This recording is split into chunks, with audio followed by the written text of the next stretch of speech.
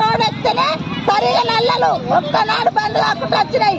ఇప్పుడు కూడా శివరాత్రి నుంచి చేసి ఊకుండి మొన్న ఆయా గతంలో నుంచి మొన్న ఎక్కితే కూడా ఒక్కనాడు 2 రోజులు ఇప్పిండు, మళ్ళీ బంద్ చేసిండు.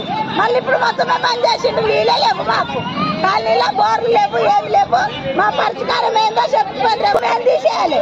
మీకు 4 రోజులు మిమ్మల్ని ఎండ పెడితే మీరు సైర కస్తారని తెక్కపోయిండు అని ఎంత మోజవారో చెప్పారు మాకు.